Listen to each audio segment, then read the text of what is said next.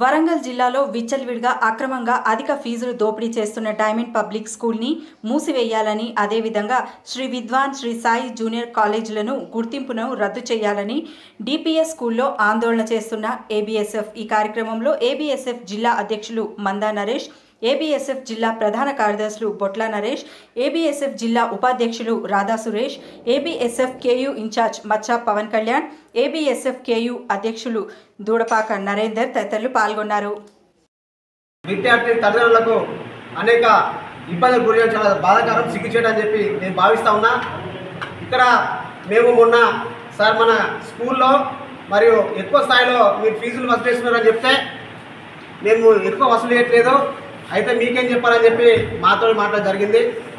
మమ్మల్ని ఎవరేం చేయలేరు, స్థానిక ఎమ్మెల్యే కావచ్చు, స్థానిక విద్యాశాఖ అధికారులు కూడా మాకు ఎవరేం చేయలేరు, మా వెనుకాల బాగా బ్యాక్గ్రౌండ్ సపోర్ట్ ఉందని చెప్పి మాట్లాడడం సరైనది కాదని చెప్పి సందర్భంగా తెలియస్తున్నా.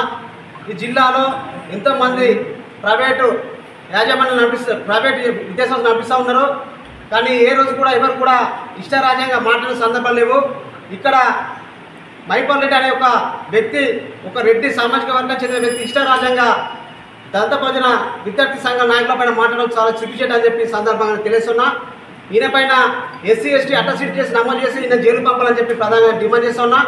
ఎందుకంటే నిత్యం విద్యారంగ సమస్యలపైన విద్యార్థుల పక్షాన ఎస్సీ ఎస్టీ బీసీ మైనార్టీ మరి పేద అగ్రవర్ణ ప్రజల కోసం విద్యార్థుల కోసం నిరంతరం పోరాడుతున్న విద్యార్థి నాయకులపైన అనుచిత వ్యాఖ్యలు చేయడం చాలా సిగ్గుచేటుగా భావిస్తున్నా అని చెప్పి సందర్భంగా తెలుస్తున్నా. అదేవిధంగా విద్వాన్ కాలేజ్ పైన మరియు శ్రీ సాయి కాలేజ్ పైన చర్యలు తీసుకోవాలి. ఎందుకంటే అక్కడ కూడా వీళ్ళకు సంబంధించిన కాలేజీలు విద్యా సంస్థలు కాబట్టి అక్కడ కూడా విద్యాశాఖ అధికారులు స్పందించి వాటిని మూసారని చెప్పి సందర్భంగా తెలుస్తున్నా.